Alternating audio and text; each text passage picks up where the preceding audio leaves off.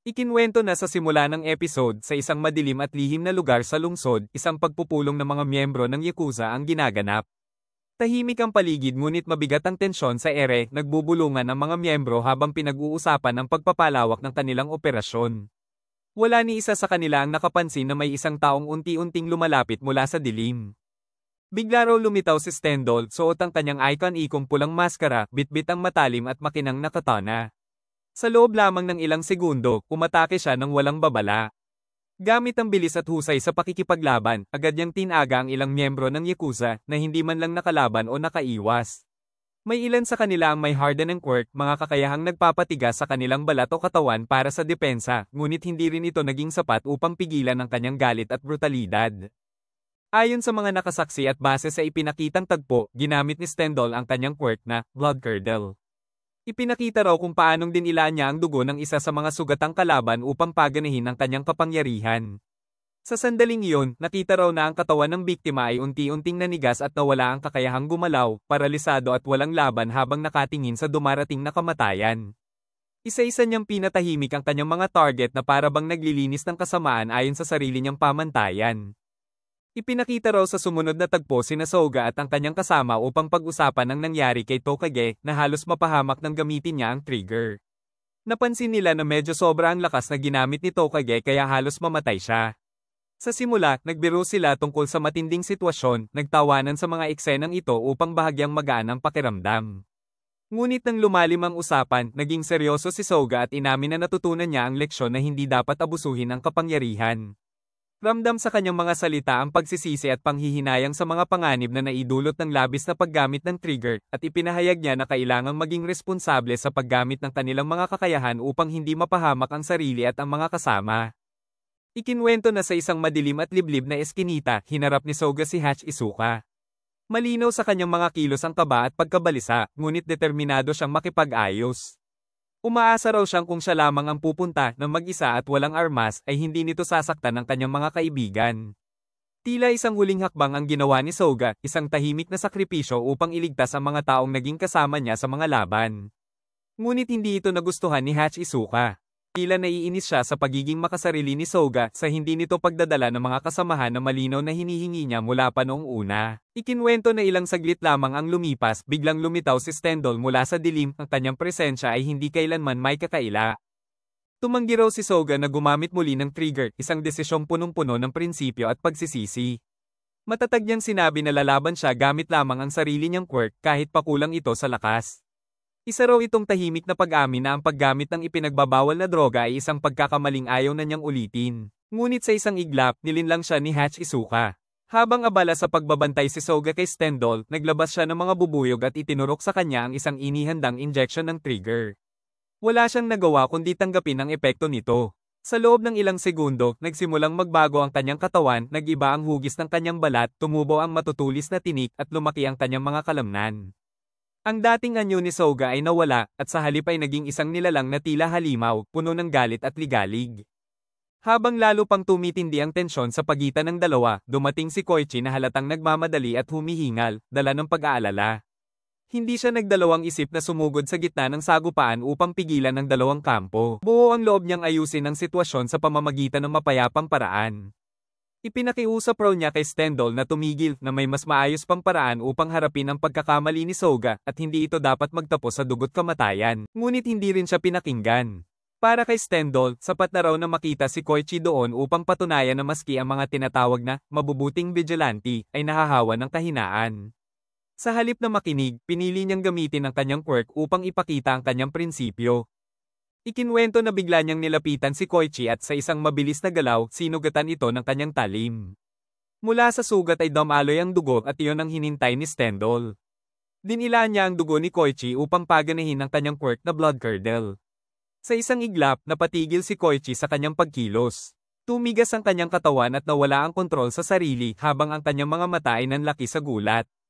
Paralisado at walang kalaban-laban, nanatili siyang nakahiga, tila isang estatwang nabuhay ngunit hindi makagalaw. Sa mismong sandaling hindi makagalaw si Koichi at nagbabanta ng sumalakay si Stendhal, biglang sumulpot si Knuckle Duster, isang anino mula sa kadiliman na walang pag-aatubiling sumugod upang iligtas ang kanyang kasamahan.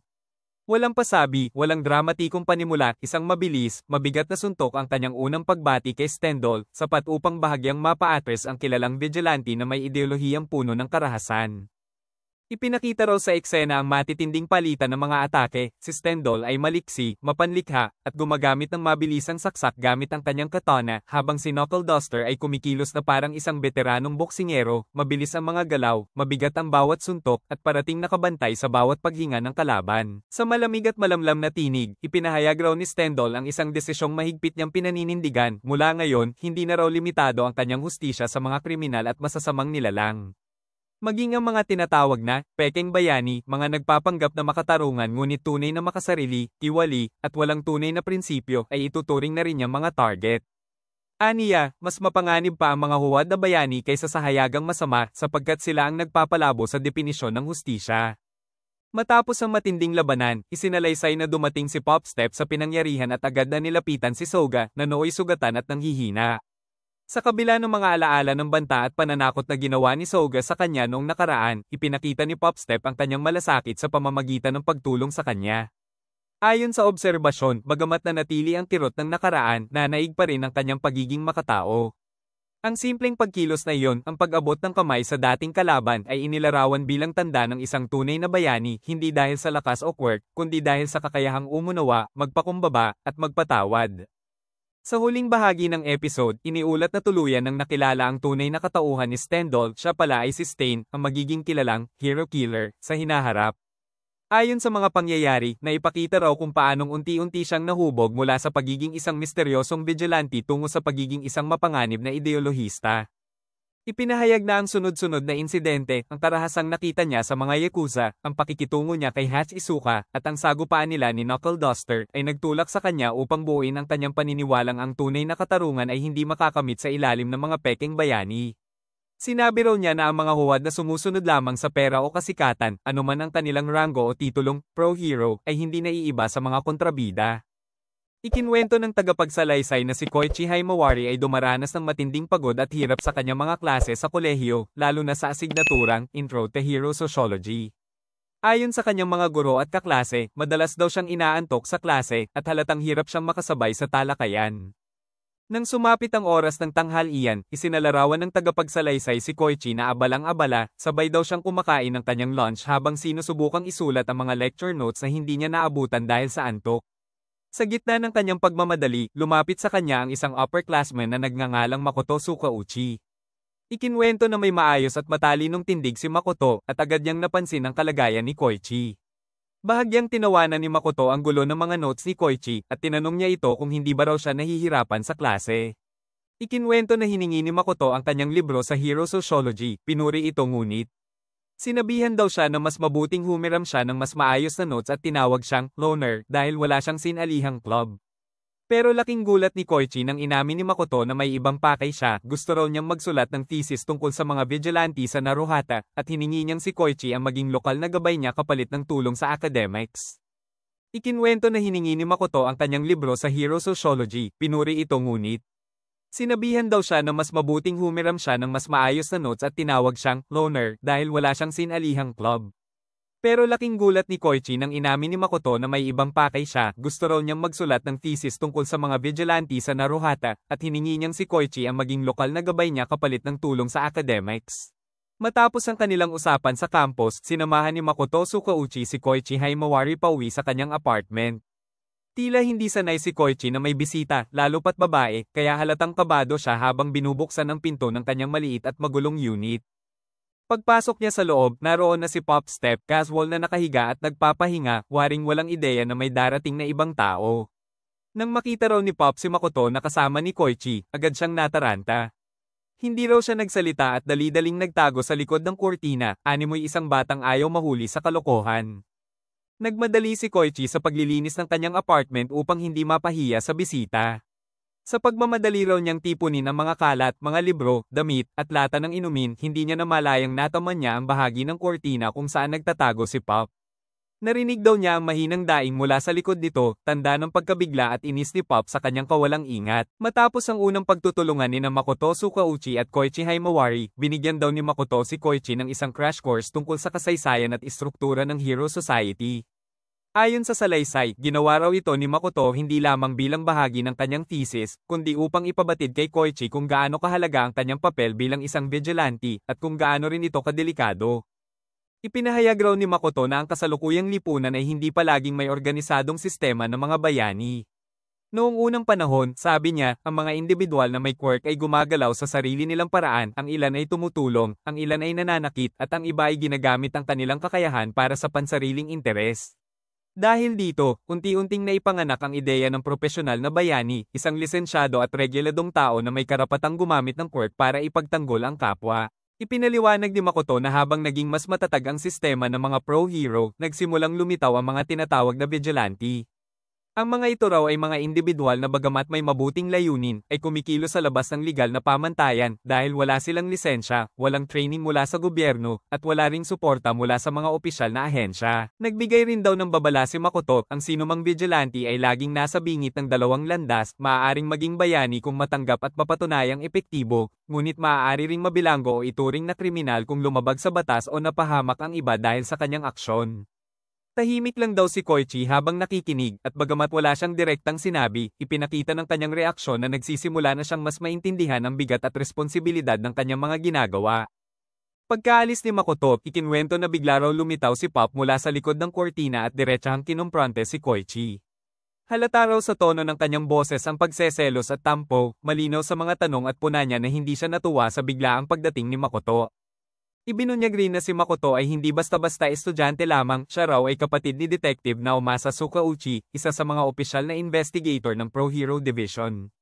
Ginamit daw ni Makoto ang kanyang relasyon sa kapatid upang makakuha ng mas malalim na impormasyon tungkol sa mga galaw ng mga vigilante sa lungsod. Gayunman, hindi natuwa ang kanyang kapatid sa ideya. Binalaan daw siya ni Detective Sukauchi na delikado ang mundo ng mga vigilante, at pinayuhan siyang manatili sa panig ng pananaliksik, huwag makialam ng direkta, at iwasan ang paglapit sa mga taong maaaring ilagay siya sa panganib. Idiniin ng detective na iba ang tunay na kalsada ng hustisya kumpara sa teorya at papel, at hindi nito kayang protektahan si Makoto kung ito mismo ang papasok sa larangan ng mga anino. Pagkatapos, ikinwento ng tagapagsalaysay na muling bumalik si Koichi Himawari sa kanyang regular na training session kasama si Knuckle Duster, ang matandang vigilante na naging kanyang mentor. Kahit abala si Koichi sa eskwela at sa pagtulong kay Makoto, hindi raw niya kinalimutan ang kanyang responsibilidad bilang The Crawler, at patuloy siyang nagsasanay upang mapabuti ang kanyang mga kakayahan. Sa pagkakataong ito, tinuruan daw siya ni Knuckle Duster ng isang bagong paraan ng pagtakas, isang tactical maneuver na makakatulong sa kanya kung kailanman siya ay maipit sa panganib o sitwasyong kailangan niyang iwasan ang kalaban ng mabilis. Ipinaliwanag raw ni Knuckle Duster ang kahalagahan ng agility at pagiging unpredictable sa kalye, lalo na kung wala kang lisensyang pananggalang mula sa batas. Sa gitna ng kanilang training, nabanggit ni Koichi si Makoto Sukauchi at ang kanyang thesis tungkol sa mga vigilante. Ikinwento raw niya kay Knuckle Duster ang tungkol sa hiling ni Makoto na gabayan siya sa pananaliksik at ang patuloy nitong pakikipag-ugnayan sa kanya. Nang marinig ito, agad siyang pinayuhan ni Knuckle Duster na mag-ingat. Aniya, hindi dapat hinahalo ang personal na buhay at ang buhay bilang vigilante. Sa pagpapatuloy ng pananaliksik ni Makoto Sukauchi, napagdesisyonan nilang magsagawa ng field survey sa mismong puso ng Naruhata, ang Naruhate Station, kasama niya si Koichi Himawari, na sa kabila ng kaba ay pumayag na rin sa plano upang malaman kung ano nga ba ang tingin ng publiko sa mga vigilante sa kanilang lugar. Sa survey na isinagawa nila, tinanong daw nila ang mga tao kung ano ang kanilang opinyon tungkol sa mga vigilante na madalas makita sa Naruhata, lalo na ang tatlong pangunahing pigyera. Ang mga kasagutan tungkol kay Popstep ay karaniwang pabiro ngunit positibo, tinawag siyang cute, at may ilan pa raw na tumutok sa kanyang itsura, partikular sa kanyang kasuotan sa entablado. May mga sumagot pa nga raw ng puwet bilang unang bagay na naiisip nila kapag naririnig ang pangalan ni Pop, bagay na ikinahiya ni Koichi ngunit hindi na ikinagulat. Pagdating naman kay Knuckle Duster, naging mas seryoso ang mga tugon. Tinawag daw siyang nakakatakot, maton, at mapanganib. May ilan pang nagsabing para raw siyang dating kriminal na biglang naging tagapagtanggol ng kalsada. Samantala, nang tanungin nila ang mga tao tungkol kay The Crawler, lumitaw ang pinaka-nakakahiya para kay Koichi. Marami daw ang hindi alam ang kanyang tamang pangalan, madalas siyang tawagin ng mali, gaya ng The Crawler, na isang uri ng donut. Tinawag pa siya ng ilan na weird, awkward, corny, at gross, na tila ba hindi raw siya seryosong vigilante kundi isang kakaibang nilalang na basta lang sumusulpot sa gabi. Si Makoto naman ay tahimik lamang na nagtatala ng mga sagot bagamat mapapansin daw sa kanyang mga mata na naguguluhan din siya sa kung bakit ganoon kababa ang tingin ng publiko sa isang taong gaya ni Koichi na may mabuting intensyon. Bigla raw may lalaking may suot na penguin mask na lumapit at mabilis na inagaw ang laptop ni Makoto, kung saan nakasave ang lahat ng datos ng kanyang pananaliksik, kabilang na ang impormasyon tungkol sa mga vigilante. Kaagad kumilos si Koichi, mabilis na nagsuot ng kanyang hoodie, hinabol ang lalaki sa makikipot na eskinita, at ginamit ang kanyang quirk, ang slide and glide. Nahirapan daw si Koichi sa una, hindi lamang dahil sa kakulangan niya sa karanasan sa mga aktwal na habulan, kundi dahil din sa pangambang baka may masira siyang ari-arian ng ibang tao. Ngunit hindi siya tumigil. Habang tumatagal ang habulan, dumating ang dalawang lokal na vigilante, sina Ichimoku Samazo at Jubi Namimaro, upang tulungang pigilan ang magnanakaw. Naaga niya muli ang laptop ni Makoto habang sina Ichimoku at Jubi ay inaresto pansamantala ang lalaki at pinagsisipa ito upang hindi makatakas hanggang sa dumating ang mga pulis. Nang matapos ang insidente, bumalik si Koichi kay Makoto at iniabot ang laptop. Hingal at pawis pa siya, ngunit bakas sa kanyang mukha ang pag-aan ng loob dahil naisalba niya ang mahalagang file ng kaibigan. Si Makoto naman ay labis na nagpasalamat at napahanga sa kanyang pagiging maagap bagamat may halong pagdududa sa kanyang mga kilos at bilis. Iniabot raw ni Makoto ang kamay kay Koichi bilang pasasalamat at lihim na ginamit ang kanyang quirk, polygraph, na kayang malaman kung nagsisinungaling ang isang tao sa pamamagitan ng paghawak. Tinanong raw niya si Koichi kung siya si The Crawler. Dahil mali ang pangalan, maayos siyang nakalusot. Tumanggi si Koichi, at dahil teknikal na totoo ang sagot niya, hindi siya nabuking. Sa huling bahagi ng episode, isinalaysay na habang gumagawa ng thesis si Makoto, sina Koichi at Pop ay nagbabasa ng mga resulta ng survey. Naisip daw ni Koichi na mahirap balansehin ang normal na buhay at ang pagiging vigilante. Narealize rin niya na malaki ang naitutulong ng pananaw ni Makoto upang mas maintindihan niya ang papel niya sa lipunan.